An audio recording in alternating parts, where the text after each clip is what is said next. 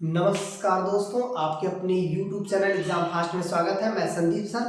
आज आप लोगों को कह सकते हैं कि संविधान की चौथा प्रैक्टिस सेट लेकर आया हूं, जो कि काफ़ी महत्वपूर्ण है आपकी आगामी परीक्षाओं के लिए। ठीक है, तो चलिए हम लोग आते हैं संविधान के प्रैक्टिस सेट की बात करते हैं। यहाँ पर देखिए लिखा है उपराष्ट्रपति।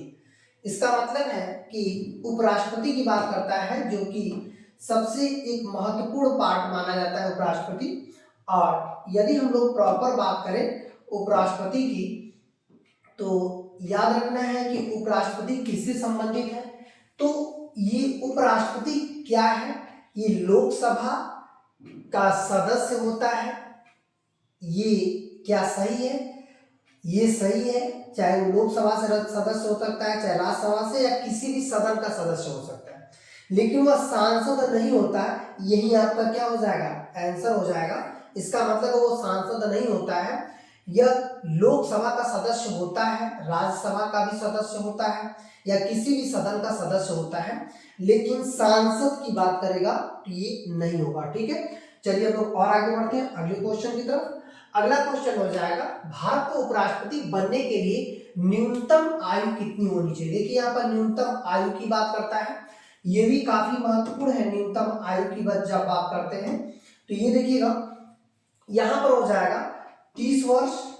तो एक चीज ध्यान रखिएगा, 30 वर्ष क्या उपराष्ट्रपति बनने के लिए? नहीं, राज्यसभा का सदस्य बनने के लिए इतना आवश्यक है, राज्यसभा का सदस्य। लेकिन याद रखिएगा, जैसे 3 ऐसे पद हैं जो 35 वर्ष में होते हैं, और 40 वर्ष में कोई पद नहीं है, और 37 वर्ष में कोई पद नहीं है। ये 30 वर्ष में राज्यसभा का सदस्य जो है बन सकता है, ऐसा पद है। 35 वर्ष में देखिए आपका राष्ट्रपति का पद होता है, जो 35 वर्ष की अवस्था पे होता है। आपका उपराष्ट्रपति का पद जो है 35 वर्ष की अवस्था पे होता है। आपका राज्यपाल का जो पद होता है वो जो है कह सकते हैं कि इस अवस्था पे होता है, मतलब ये तीनों जो है 35 वर्ष की अवस्था पे होता है। यदि हम लोग 25 वर्ष की बात करें तो 25 वर्ष में प्रधानमंत्री होता है।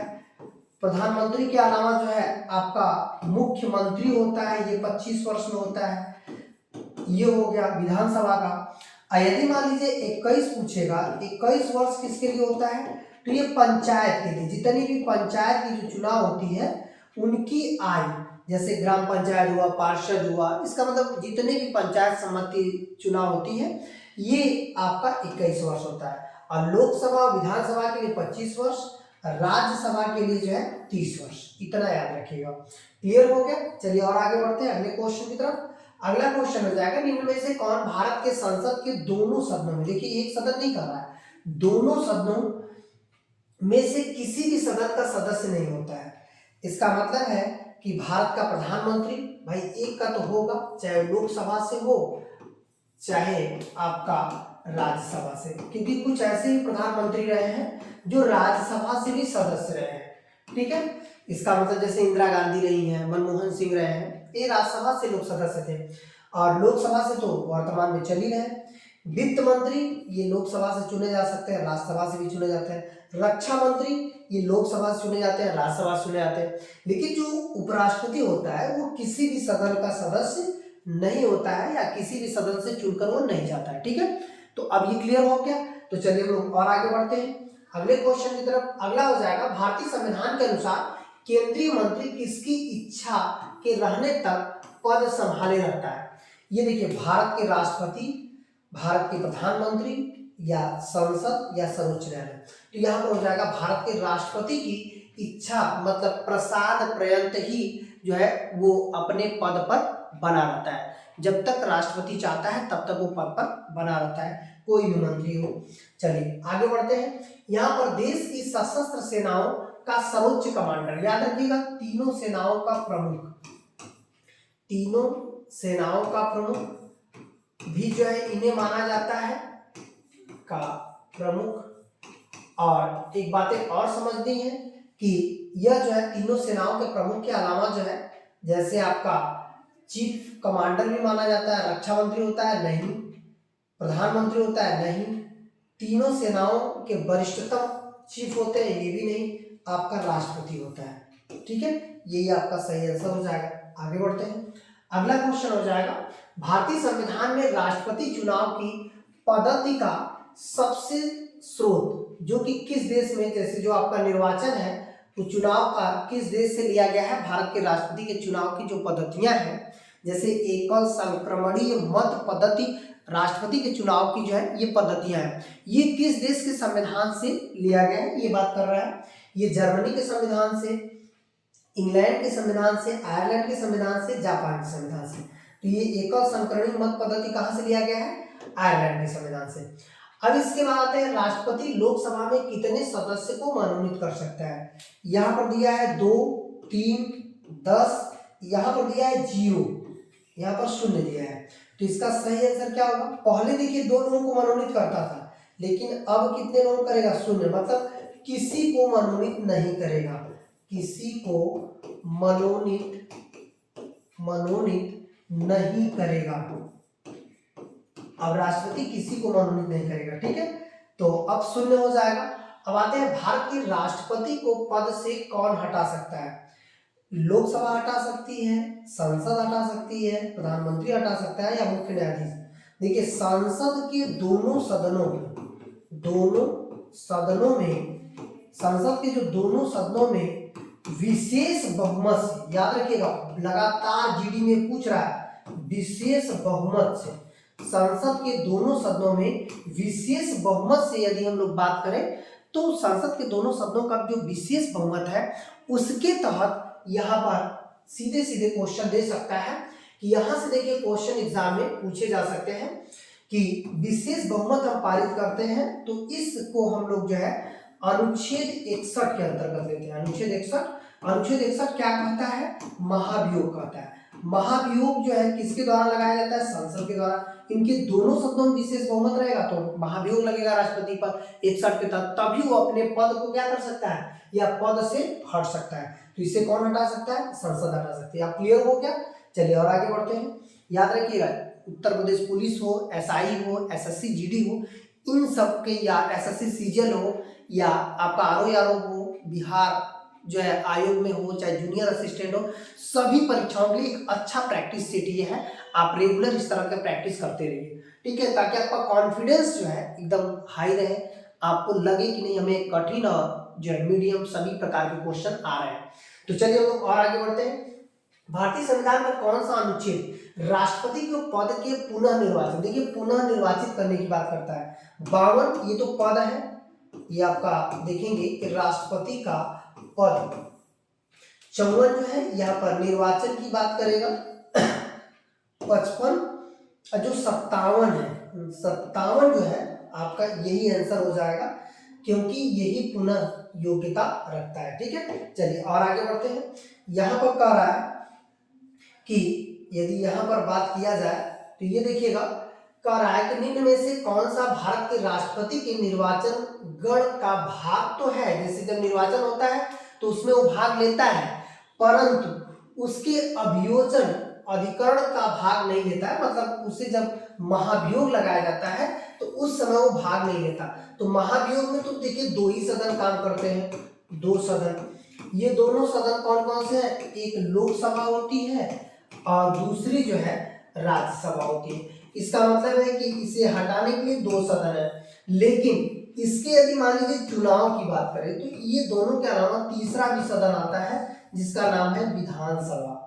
विधानसभा एक तीसरा सदन होता है जो राज्यों के स्तर पे होता है और ये भी राष्ट्रपति के चुनाव में वोट देता है, लेकिन जब उसे हटाना हो महाभियोग तो महाभियोग के लिए केवल 2 ही सदन आवश्यक है, ये सदन आवश्यक नहीं है। तो यहाँ पर देखिए लोकसभा, राज्यसभा, राज्यों की विधान परिषदें, ये तो पहले से भी नहीं रहती है और से भी नहीं है, राज्यों की विधानसभा, यही देखिए आंसर हो जाएगा।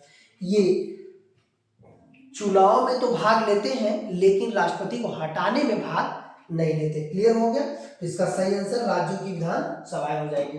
चलिए आगे बढ़ते हैं। लोकसभा और राज्यसभा की संयुक्त बैठक किसके द्वारा आहूत, मतलब होता है कि किसके द्वारा संबोधित की जाती है, राष्ट्रपति द्वारा, लोकसभा के अध्यक्ष द्वारा, संसद द्वारा, राज्यसभा के सभापति द्वारा। तो ये क्या हो जाएगा, लोकसभा के अध्यक्ष द्वारा जो है ये क्या होती है, शब्द आहूत की जाती है, मतलब अध्यक्षता करता है। दोनों शब्दों की अध्यक्षता कौन करता है, लोकसभा स्पीकर करता है, ठीक है। अब आगे बढ़ते हैं। अगला क्वेश्चन हो जाएगा, भारत के निम्न मुख्य न्यायाधीशों में से किस एक ने राष्ट्रपति के रूप में कार्य किया था। मतलब एक ऐसा न्यायाधीश थे जिन्होंने अचानक उपराष्ट्रपति का पद खाली रहा, राष्ट्रपति की मृत्यु हो गई, तो उन्हें उस पद को निर्वहन करना पड़ा। एक मुख्य न्यायाधीश थे उस समय, वो चीफ जस्टिस जो है MC महाजन थे, जस्टिस M हिदायतुल्ला थे, PM भगवती थे, VK मुखर्जी थे। तो ये क्या हो जाएगी, हिदायतुल्ला। ठीक है, ये ऐसे थे जिन्होंने सुप्रीम कोर्ट के मुख्य न्यायाधीश के अलावा राष्ट्रपति का भी पद का निर्वहन किया था। ठीक है, अब आते हैं, राज्यसभा का अधिकतम कितनी अवधि तक विधेयक को रोक सकती है। जैसे हम लोग यदि धन विधेयक की बात करें तो धन विधेयक जो पावर होती है वो लोकसभा के पास होती है। धन विधेयक की पावर जो है यदि पूछेगा किसके पास होती है तो लोकसभा के पास होती है धन विधेयक की पावर। और याद रखना है कि यह पावर जो है कह सकते हैं कि राज्यसभा के पास, यदि बस केवल राज्यसभा की पावर देखा जाए तो राज्यसभा के पास कितनी पावर हो सकती है वो बात करते हैं। 6 सप्ताह तक नहीं भाई, 6 माह तक नहीं, 14 दिन तक, 1 माह तक। तो इसका 1 माह भी नहीं होगा, केवल 14 दिन। राज्यसभा धन विधेयक को केवल 14 दिन तक ही रोक सकती है, उसके बाद वह स्वतः पारित मान लिया जाएगा। ठीक है, तो ये हो जाएगा। अगले क्वेश्चन की तरफ बढ़ते हैं। अगला क्वेश्चन आपका हो जाएगा, 5वीं लोकसभा का कार्यकाल संसद के कानून के द्वारा एक बार में 1 वर्ष के लिए कितनी बार बढ़ाया गया था। मतलब आप देखेंगे जो 5वीं लोकसभा थी वो आपका 1971 से 1976 तक चली थी। अब देखिए बात आती है 76 से 1 वर्ष के लिए बढ़ा दिया गया था, वो भी इमरजेंसी के कारण, आपातकाल के कारण। 1977 केवल 1 बार बढ़ाया गया। तो यहाँ पर है 2, 3, 2, 1 और 4। तो इसका सही आंसर 1 हो जाएगा। चलिए और आगे बढ़ते हैं कि यहाँ पर कर रहा है भारतीय संसद के राज्यसभा के सदस्य की कार्यकाल अवधि। मतलब जो राज्यसभा होता है उसके सदस्य की अवधि की बात किया जाए वो कितने समय तक होता है, 2 वर्ष, 4 वर्ष, 5 वर्ष, 6 वर्ष। तो राज्यसभा के सदस्यों का क्या होता है, 6 वर्ष। लोकसभा के सदस्यों या विधानसभा, देखिए ये लोकसभा भी हो जाएगा और विधानसभा ये 5 वर्ष। यहाँ तक कि पंचायत भी हो जाएगा, पंचायत जो चुनाव होता है उसकी भी बात करें तो ये सभी 5 वर्ष के लिए होते हैं। ठीक है, तो ये बातें हम लोग इतना ही करेंगे। अगली सेशन में ऐसे ही वीडियो लेकर आएंगे और अंत तक बने रहने के लिए धन्यवाद। यदि वीडियो पसंद आती है तो लाइक, सब्सक्राइब, शेयर जरूर करिएगा। धन्यवाद।